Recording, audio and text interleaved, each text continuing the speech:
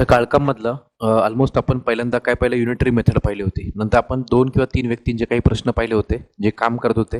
त्यानंतर तिसरा जो प्रकार पाहिला तो आपण नळ टाकीचा पाहिला. पण ह्या तिन्ही प्रकारांच्या वरती आधारित असलेली काही थोडीशी अवघड गणितं किंवा थोडी उलटी-सुलटी गणितं, त्याला अवघड म्हणण्यापेक्षा आपण कन्सेप्च्युअल गणितं जी काय असतात आपण ती गणितं पाहू आपण ती संकीर्ण गणितांमध्ये. मग संकीर्ण गणितांमध्ये आता आपण सगळ्यात पहिला प्रश्न जो पाहतोय, यासाठी तुम्हाला लोकांना पहिले तिन्ही जे पार्ट आपण शिकलोय ते समजले पाहिजेत. जर ते पहिले तिन्ही पार्ट आले असेल तर तुम्हाला हा चौथा पार्ट कळणार आहे, लक्षात घ्या. तर त्यामध्ये तुम्हाला प्रश्न कसा विचारलाय, तर शहरांमधील अशांततेच्या कारणामुळे सुरू असलेल्या कर्फ्यूच्या दरम्यान, कर्फ्यू आहे त्यामध्ये 500 पोलीस आहेत, 500 पोलिसांना 1.5 महिना. आता एक लक्षात घ्यायचं, कधी पण इथे 1.5 महिना म्हटल्यामुळं तो नेमका महिना फेब्रुवारीचा का जानेवारीचा का मार्चचा हे तुम्ही लोक लॉजिक लावत बसायचं नाहीये. सरळ सरळ 1 महिना जर असेल तर एका महिन्यासाठी तुम्ही 30 दिवस घेता, आणि जर तुम्हा लोकांना 1.5 महिना म्हटला तर तुम्ही लोकांनी ते 45 दिवस कन्सिडर करून जायचं. हे लक्षात घ्या. 1.5 महिना म्हणजे काय, तर 45 दिवस असं तुम्ही लोकांनी इथं लक्षात घ्यायचं आहे. ठीक आहे. पुरेल इतका अन्नसाठा शिल्लक आहे. ठीक आहे. तर त्या किती 500 पोलिसांना किती दिवस पुरणार आहे, 1.5 महिना म्हणजे काय म्हणायचं, 45 दिवस त्यांना तो अन्नसाठा पुरेल एवढा आता त्यांच्याकडे अन्नधान्य सगळं शिल्लक आहे. ठीक आहे. मग झालं काय, तर 25 दिवसाच्या नंतर आणखी 500 पोलीस त्या सुरक्षेसाठी तैनात करण्यात आले.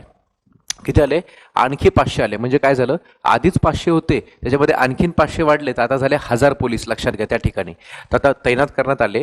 तर उर्वरित अन्नसाठा त्या सर्व पोलीस कर्मचाऱ्यांना आता किती दिवस पुरेल, हा प्रश्न थोडासा फिरकी किंवा त्याला आपण थोडासा ट्रॅप म्हणू, आपण थोडा तुम्हाला पकडला त्यामध्ये. आपण काय करतो जनरली की बाबा ते 500 पोलीस आहेत, 1.5 महिना पुरेल, मग 500 गुणिले 45 करतो, मग 1000 गुणिले किती, तसं करू नका. त्याचं कारण तुम्हाला सांगतो. कारण त्याने तुम्हाला म्हटलंय की 25 दिवसानंतर आणखीन 500 पोलीस आले. याचा अर्थ काय की 25 दिवसापर्यंत ते आधीच्या 500 पोलिसांनी जेवण खाल्लं असेल, त्यामध्ये ते अन्नधान्य संपत आलं असेल, ते काहीतरी आता तुम्हाला लोकांना अन्नधान्य कमी झालेलं घेतं ना त्यामध्ये.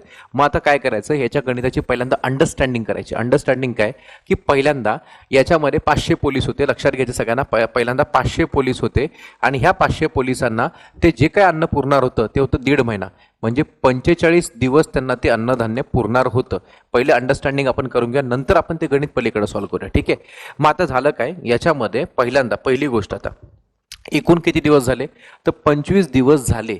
25 दिवसापर्यंत याच 500 पोलिसांनी हे 45 दिवसातलं अन्न 25 दिवस खाल्ले की नाही, मग ते कमी झालं पाहिजे ना, बरोबर. मग आता आपण जर पुढचं पाहिलं की बाबा 25 दिवसाच्या नंतर जर आपण पाहिलं, याच्यामध्ये 25 दिवसानंतर समजा हे 500 पोलीसच राहिले. लक्षात घ्यायचं, 25 दिवसानंतर जर हेच 500 पोलीस राहिले असते तर 25 दिवसानंतर आपण जर इथे थोडं तुम्हाला लोकांना इथे 25 दिवस कमी करावे लागतील.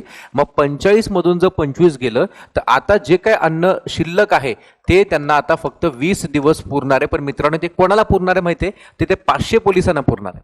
ते 500 पोलिसांना सध्या आता 25 डेजच्या नंतर, आफ्टर 25 डेज, ते जे काय अन्नधान्य शिल्लक आहे ते त्या 500 पोलिसांना आता 20 दिवस पुरणार आहे. परंतु सध्या झालं काय, या ठिकाणी 25 दिवसानंतर या 500 पोलिसांमध्ये आणखीन 500 पोलीस आले. तर आणखी 500 पोलीस आल्यामुळे या 500 मध्ये 500 वाढलं आणि आता पोलिसांची संख्या झाली 1000. आणि त्या 1000 पोलिसांना आता ते जेवण किती दिवस पुरणार, एक्स दिवस पुरणार, हे तुम्हाला लोकांना विचारले. तर हा एक आपला नवीन प्रश्न तयार झाला. यातली कन्सेप्ट फक्त एवढीच महत्त्वाची होती की त्या 45 दिवसामधून तुम्हाला 25 दिवस कमी करून ते अन्न 500 पोलिसांना आता 20 दिवस पुरणार होतं हे कळालं. आणि मग तेच अन्न जे 20 दिवस ह्या लोकांना पुरणार होतं ते खाण्यासाठी आता आणखीन 500 पोलीस आले. तर 500 मध्ये 500 ऍड करायचे आणि ते 1000 पोलीस दाखवायचे. आणि मग 1000 पोलिसांना किती दिवस पुरणार आहे हे तोंडी कळू शकतं की 500 लोकांना 20 दिवस पुरणार आहे, तर 1000 लोकांना ते आता त्याच्यापेक्षा कमी म्हणजे 10 दिवस पुरेल. पण आपण ते फॉर्म्युलाने करूया. फॉर्म्युला काय, आपला साधा सरळ फॉर्म्युला होता आपला, तो म्हणजे M1D1 = M2D2. हा फॉर्म्युला मी तुम्हाला लोकांना सगळ्यात पहिल्यांदा तुम्हाला काळकामध्ये युनिटरी मेथडमध्ये शिकवला सगळ्यात पहिल्यांदा. आणि मग यामध्ये आपण आता किमती भरूया. पहिल्यांदा आता पोलीस किती होते, 500, त्यांना आता उरलेलं अन्न किती दिवस पुरणार आहे, 20 दिवस. मग आपण काय करणार बाबा, आता 500 पोलिसांना जे अन्न 20 दिवस आता पुरणार होतं ते खाण्यासाठी आता 1000 पोलीस झालेत आणि त्या 1000 पोलिसांना ते आता किती दिवस पुरणार, हा इतका साधा सरळ बेसिक प्रश्न तुम्हाला लोकांना अंडरस्टँड करायचा होता. मग तो 1000 तिकडून इकडे घेऊन या. मग इथे 500चं 500, 500 गुणिले 20 भागिले किती आला, तो 1000 आला. आणि पलीकडे किती राहिला, एक्स, जे येईल ते तुमचं उत्तर, जे तुम्ही इथलं इथे वरती सॉल्व्ह करू शकला असतं किंवा इथे सॉल्व्ह करा, काय मोठा विषय नाही.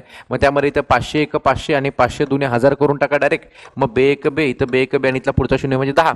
जे तुम्ही इथंच तोंडी करू शकला असता की 500 पोलिसांना ते उरलेलं अन्न आता 20 दिवस पुरणार आहे, ते 1000 पोलिसांना पोलीस डबल झाले तर दिवस कमी होतात. हे व्यस्त चलनातलं गणित आहे, लक्षात घ्यायचं. मग आता उत्तर काय आलं आपलं, x इक्वल टू 10 दिवस ते आता फक्त अन्न त्यांना पुरणार आहे. हे गणित फक्त अंडरस्टँड करा. गणित सोपं असतं, फक्त फिरकी घेतलेली असते आणि अशीच फिरकी तुमची आता पुढे घेतली कुठे, UPSCच्या परीक्षामध्ये. UPSC CSAT 2013 मध्ये असाच एक प्रश्न आलाय ज्यामध्ये एक्झॅक्टली सेम तुम्हाला फिरकी घेतली गेली. कसं ते बघा आता, की एका लष्करी तळावरती 1000 सैनिक आहेत. किती आहेत? 1000 सैनिक आहेत. 1000 सैनिकांची एका महिन्यासाठी, तर एक महिना म्हणजे 30 दिवस तुम्ही लोकांनी कन्सिडर करायचं, कारण महिना मेन्शन न केल्यामुळं आपण कधी पण एका महिन्याचे 30 दिवस धरायचे, दीड महिन्याचे 45 दिवस, 2 महिन्याचे 60 दिवस, ठीक आहे, आणि अर्ध्या महिन्याचे 15 दिवस, असं लक्षात ठेवा सगळ्यांनी. एवढी रसद होती. रसद म्हणजे अन्नधान्य होतं, वटेवर जे काय असेल ते. मग 10 दिवसाच्या नंतर किती दिवस झाले? 10 दिवस झाले. मगासारखंच करायचंय. आणखी 1000 सैनिक त्या तळावर दाखल झाले. तर आता आणखी 1000 झाले म्हणजे काय झालं, आधी 1000 होते, अजून 1000 वाढले, तर झाले 2000 झाले. आपण पहिल्यांदा ह्याला डेव्हलप करूया, पहिला अंडरस्टँड करूया नेमकं काय ते बघा. तर 1000 सैनिक होते ना तिकडे, पहिल्यांदा सुरुवातीला तिथे 1000 सैनिक होते. त्या 1000 सैनिकांना ते जे काय अन्नधान्य, काही जी काय रसद होती ती एका महिन्यासाठी पुरणार होती. म्हणजे ती रसद त्यांना फक्त आणि फक्त 30 दिवस सुरुवातीला पुरणार होती, लक्षात घ्या. पण एक इथून तुम्ही लगेच डायरेक्ट सॉल्व्ह करायला जाऊ नका. ह्याचं कारण काय, कारण त्याने पुढे स्पेशली मेन्शन केले बघा, त्याने 10 दिवस झाले. किती? 10 दिवस झाले. तर 10 दिवसांनी आपण असं समजू की 1000 सैनिक आहेत सध्या. मग 10 दिवसानंतर म्हणजे इथून 10 दिवस कमी झाले, 10 दिवसापर्यंत या 1000 सैनिकांनी जेवण केले. मग 10 दिवसानंतर जे अन्न त्यांना 30 दिवस पुरणार होतं ते आता 10 दिवसानंतर त्यांना फक्त 20 दिवस पुरणार आहे. मग या 1000 सैनिकांनाच ते आता अन्न आता फक्त आणि फक्त 20 दिवस पुरणार आहे. परंतु या वेळेला झालं काय, या अन्नामध्ये आता या रसदीमध्ये कोणीतरी आणखीन सैनिक वाढले. मग आता जे अन्न 1000 सैनिकांना 20 दिवस पुरणार होतं त्या ठिकाणी अजून 1000 सैनिक आले. आणखी 1000 सैनिक आल्यामुळे त्या सैनिकांची संख्या आता झाली किती माहितीये का, 2000. मग त्या 2000 सैनिकांना ते अन्न किती दिवस पुरेल हा तुम्हाला लोकांना विचारला गेलाय प्रश्न. हे सुद्धा तुम्ही लोक तोंडी करू शकता. कसं की 1000 सैनिकांना अन्न आता 20 दिवस पुरणार आहे, तर 2000 सैनिकांना किती, तर हे सैनिक डबल झाले तर हे दिवस निम्मे होतात. ठीक आहे, म्हणजे 10 उत्तर यायला पाहिजे. पण तरी आपण फॉर्म्युलेट करून बघूया काय आहे नेमकं ते. तर आपला फॉर्म्युला काय, M1D1 is equals to M2D2. आणि याच्यामध्ये आता आपण त्या किमती भरणार. किमतीमध्ये काय, 1000 सैनिकांना 20 दिवस पुरणार अन्न आहे, ते आपण इथे 1000 गुणिले 20 दाखवूया. पहिल्यांदा इथे 1000 गुणिले 20 आलं इज इक्वल टू, आता M2 म्हणजे हे दुसरे सैनिक किती, 2000. मग त्या 2000 लोकांना ते किती दिवस पुरणार, तर इथे लिहायचं 2000 गुणिले x आणि ह्या 2000 इकडे घेऊन यायचा आणि एक्झॅक्ट सेम टू सेम पाठीमागच्या गणितासारखं याला सॉल्व्ह करायचं. आणि मग इथे 2000 वगैरे आलं इज इक्वल टू x आणि त्याला भाग द्यायचा. भाग देताना काय, इथे डायरेक्ट 1000 एक 1000, 1000 दुने 2000, किती सिंपल आहे, बेसिक आहे. आणि मग पुढे काय, तर बे एक बे, इथं 10 झाला आणि आपलं उत्तर काय आलं, x इज इक्वल टू 10 दिवस.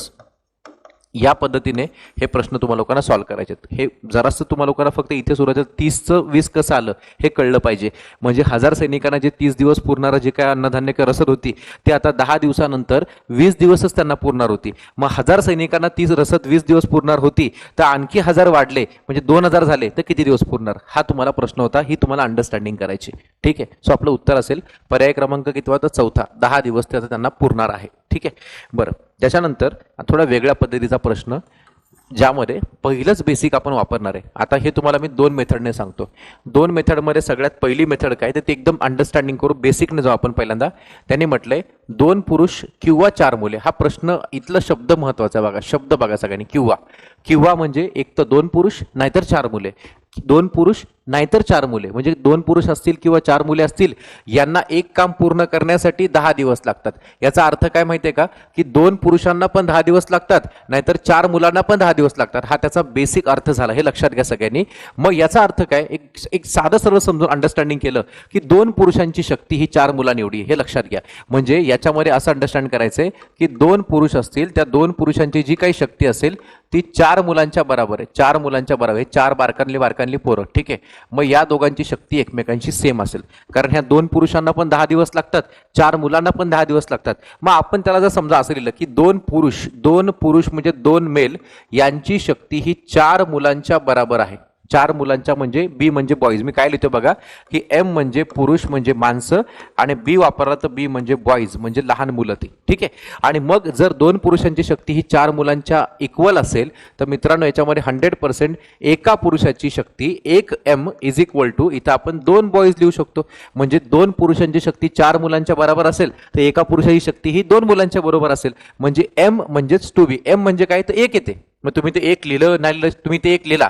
एक एम म्हणजे टू बी म्हणजे एम म्हणजेच टू बी. यात काय मोठा विषय नाहीये. बस हे लक्षात ठेवायचं एका पुरुषाची शक्ती ही दोन मुलांच्या इक्वल आहे. ठीक आहे. मग त्यांनी तुम्हाला लोकांना पुढे काय विचारलंय त्यांनी तुम्हाला प्रश्न विचारलाय की तर तीन पुरुष नीट ऐका सगळ्यांनी तीन पुरुष आणि पाच मुले. त्यांनी म्हटलं तीन पुरुष आणि पाच मुले. आता पुढचं जरा अंडरस्टँड करू आपण. त्यांनी म्हटलं आता काय की तीन पुरुष आणि म्हणजे प्लस टाकला आपण आणि काय पाच मुले यांना एकत्रित ते काम करायला आता किती दिवस लागतील हे तुम्हाला लोकांना काढायचंय. मग तीन पुरुष एम म्हणजे मेन म्हणजे पुरुष आहेत ते लक्षात घ्या आणि बी म्हणजे बॉईज म्हणजे ती मुलं आहेत. तीन पुरुष आणि पाच मुले यांना ते काम करायला किती दिवस लागतील हा तुम्हाला लोकांना प्रश्न आता इथे तयार होतोय. तो प्रश्न लिहित असताना व्यवस्थित मांडणी करायची. तुम्हाला ऑलरेडी कळालंय की एका पुरुषाची शक्ती ही दोन मुलांच्या इतकी आहे. इथं तीन पुरुष आलेत तर तीनच्या इथे कंसात फक्त मी एवढं काम करतो की एका एमची किंमत एका माणसाची किंमत दोन मुलांच्या बरोबर आहे. इथं मी दोन मुलं असं कंसात लिहून टाकलं. साईडला इथं प्लस पाच बॉईज ॲज इट इज. यांना किती दिवस लागतील हे आपल्याला काढायचंय. तर इथं तीन दोन्ही सहा. इथं झालं काय बाबा इथं सहा मुले झाली सहा बॉईज झालं. इथं पाच बॉईज झालं आणि यांना किती दिवस लागतील तर सहा आणि पाच बनलं ते 11. तर 11 बॉईजला किती दिवस लागतील हा एक प्रश्न तयार झाला. आता याला आता मांडतोय कसं एकदा समजून घ्या सगळ्यांनी की याची वाक्यरचना कशी बनते बघा. तर प्रश्नात सुरुवातीला तुम्हाला दिलं होतं की दोन पुरुषांना बघा हे दोन पुरुषांना किंवा चार मुलांना आपण याला दोन वाक्यात बनवूया. दोन पुरुषांना एक काम करायला 10 दिवस लागतात किंवा चार मुलांना तेच एक काम करायला 10 दिवस लागतात. म्हणजे आपल्याला इथं काय कळालं की चार मुलांना नीट ऐका सगळ्यांनी चार मुले एक काम 10 दिवसामध्ये पूर्ण करतात. काय करतात चार मुलं एक काम 10 दिवसामध्ये पूर्ण करतात. मग त्याच्या खाली लगेच हा प्रश्न तयार करून टाकायचा 11 बॉईजला किती म्हणजे इथं सरळ द्यायचं काय तर 11 मुले तेच काम किती दिवसामध्ये पूर्ण करतील. म्हणजे आपण काय केलं हे पुरुष आणि मुलांचं जे काय वेगवेगळं तुम्हाला लोकांना ते गणित दाखवलं गेलं होतं त्याला आपण सगळं गणित हे मुलांमध्ये कन्वर्ट करून घेतलं आणि आता आपल्याला ते सोडवायला काय होतं तर सोपं जातं. कारण आपण याच्यामध्ये फॉर्म्युला कोणता वापरत होतो M1D1 इक्वल टू M2D2. मग तिथे M2 M1 तुम्हाला असं मास्तर इथे M नाही तर B वापरलाय. मग B1D1 इक्वल टू B2D2 म्हणजे काय मोठा विषय नाही. फॉर्म्युला आपण तयार करायचा. म्हणजे फॉर्म्युला कसा बनला बघा तो फॉर्म्युला साधा सरळ B1D1 is equal to B2D2 आणि ते बी काय नेमकं तर बी म्हणजे बॉईज आहे. झालं संपलं. फॉर्म्युला आपण तयार केला क्रिएट केला. हेच आपलं मी तुम्हाला म्हटलं ना संकीर्ण गणित म्हणजे काय तर पहिले जे आतापर्यंत शिकलोय त्याच्यावरती डिपेंड असलेलं पण थोडं वेगळ्या पद्धतीने विचारलेलं म्हणजे संकीर्ण गणित. ठीक आहे. मग आता याच्यामध्ये आपण किमती भरताना B1D1 काय चार मुलं 10 दिवस. चार मुलांना एक काम करायला 10 दिवस लागतात तर 11 मुलांना तेच काम पूर्ण करायला किती दिवस लागतील हा प्रश्न आहे. मग आता काय करणार आपण हा 11 इथं गुणिले इथं आला की भागिले होऊन जाईल. मग इथं दाखवलं आपण 4 गुणिले 10 भागिले 11 इज इक्वल टू एक्स. म्हणजेच काय आलं इथं 4 आणि 10चा गुणाकार 10 चोक 40. उत्तर आपलं आलं 40 भागिले 11. आता 40 भागिले 11 कुठल्या ऑप्शन मध्ये दिसतोय का तर नाही दिसत आहे. मग 11ने त्याला भाग द्यायचा. 11चा पाडा म्हटलं आपण 11च्या पाड्यामध्ये 11 त्रिक 33 आणि 11 त्रिक 33 केलं इथं 3 आला. उरला किती 40 मधून 33 गेला इथं 7 राहिला 7/11. सो हे उत्तर कुठे आहे का बघा 3.7/11 हा असेल आपला पर्याय क्रमांक 1. ठीक आहे. सो ही झाली ट्रेडिशनल पारंपरिक पद्धत. मग याला एक शॉर्टकट पण आहे मग ती शॉर्टकट सांगतो परंतु कन्सेप्ट क्लिअर करून ठेवू आपण. आणि जर शॉर्टकट एखाद्या गणिताला लागते तर 100% वापरायची म्हणजे वापरायची. ठीक आहे. मग ह्याला शॉर्टकट काय लागते बघू. आपलं उत्तर तर कन्फर्म आहे. पहिला पर्याय नंबर 1 3.711 हे नोट करून ठेवा सगळ्यांनी. मग आता आपण काय करूया आपण ह्याला दुसऱ्या मेथडने करायला जाऊया. तर दुसरी मेथड कोणती बघा. आता दुसरी मेथड कोणती तर दुसरी मेथड एकदम सिंपल आहे. फक्त आता काय काय दिलं ते बघायचं. दोन पुरुष लक्ष द्या सगळ्यांनी. त्याने दुसऱ्या मेथडमध्ये काय कसं करतोय फक्त बघून घ्या. दोन पुरुष किंवा त्याने म्हटलंय चार मुले. इथं बघा या साईडला तुम्हाला लोकांना दाखवतो इथं पुरुष इथं मुले बॉईज आणि ह्या साईडला त्यांना लागणारे दिवस. ठीक आहे. याला डेज असं म्हणतो मी. मग आता दोन पुरुष किंवा चार मुले यांना एक काम पूर्ण करायला 10 दिवस लागतात. मी एका खाली एक मस्त मांडणी केली. दोन पुरुष किंवा चार मुले यांना एक काम करायला 10 दिवस लागतात. तर प्रश्न काय आलाय तीन पुरुष आणि 5 मुले यांना किती दिवस लागतील. म्हणजे एक प्रकारे आपण त्याला फक्त प्रश्नालाच परत लिहून घेतला असं समजून घ्या. मी प्रश्नच परत लिहिला वेगळं काय नाही केलं ते बघून घ्या. 2 4 10 बघायचं आहे कुठे 2 4 आणि इथं काय दिलं 10 आहे का सेम टू सेम तेच छापलं इथं सगळं ॲज इट इज. आणि मग पुढे म्हटलं तर पुढे 3 पुरुष म्हटलं त्याने 3 पुरुष आणि 3 पुरुषांनंतर त्याने काय म्हटलं 3 पुरुष आणि किती मुले 5 मुले यांना एकत्रित काम करायला किती दिवस लागतील 3 पुरुष आणि 5 मुले यांना किती दिवस लागतील. तर याची मांडणी एकदा बघा. ती एक्सची किंमत जी आपल्याला काढायची ती मी कशा प्रकारे काढतोय ते एकदा बघून घ्या सगळ्यांनी. काय करतोय बघा शॉर्टकट अशी आहे या वरचे दिवसात 2 4 आणि 10 इथे त्याला वर लिहून टाकायचं 2 गुणिले 4 गुणिले 10 लिहून घेतलं पहिल्यांदा. चला नोट करून घ्या सगळ्यांनी. ही वरचा 2 4 10 ला असं लिहायचं 2 गुणिले 4 गुणिले 10 हे लिहिल्यानंतर भागिलेमध्ये काय करायचं तर भागिलेमध्ये फक्त आणि फक्त तुम्ही लोकांनी इथं हे 2 4 3 5 ह्याच्यावर फोकस करायचं. या 5 ने 2 ला गुणायचं आणि या 3 ने 4 ला गुणायचं. बघा काय करतोय क्रॉस मल्टिप्लाय. इथं हे नाही घ्यायचं मध्ये हे फक्त हे चौघांमध्ये गुणाकार करायचा. हे पुरुष पुरुष आणि कोणते बॉईज बरोबर ना यांच्यामध्ये गुणाकार कसं या 5 ने ह्या 2 ला गुणलं 5 गुणिले 2 इथे आला 5 दुने 10 अधिक टाकायचं. आता ह्या 3 ने 4 ला गुणायचं 3 गुणिले 4 4 त्रिक 12 इथे आलं 12 आणि आपण ह्याला आता सॉल्व्ह करायचं कसं ते बघून घ्या सगळ्यांनी. वरती 4 4 दुने 8 8 10 इथं 80 आला आणि भागिलेमध्ये 10 आणि 12ची बेरीज केली इथं 22 आलं. आणि जर तुम्ही या लोकांना अजून याला रिड्यूस केलं शॉर्टकट अजून त्याला अजून संक्षिप्त रूप दिलं 2 ने भाग दिला बे एक बे बे एक बे वरती इथं बेचोक 8 आणि पुढचा 0 आपला आन्सर काय आलं बघा 40/11 आणि 40/11 म्हणजेच काय जे आत्ता केलेलं तेच परत एकदा 11 ने भाग दिला इथे आला 11 त्रिक 33 उरलं किती इथं 7/11 जे तुमचा पर्याय क्रमांक एकच आहे परत एकदा. मग मला वाटतंय मागच्या मेथडपेक्षा ही मेथड अजून जास्त सोपी वाटली. त्या मेथडनेच तुम्ही लोक अप्लाय करा. जिथं शॉर्टकट लागते तिथं शॉर्टकट बिंदास वापरायची. ठीक आहे. सो ह्या शॉर्टकटने तुम्ही लोकांनी गणित करायचंय. मग आता याच्यानंतर असंच एक गणित तुम्हाला लोकांना पुढे दिले मी की जे तुम्ही आता शॉर्टकटने करायचे कसं ते बघा. आता तुम्हाला म्हटलं गेले 4 पुरुष. ठीक आहे. आता प्रश्न आलाय 4 पुरुष किंवा किती मुले 3 मुले मध्ये किंवा वापरला हे विसरू नका. हे किंवा वापरला असेल ना तरच ही शॉर्टकट लागते.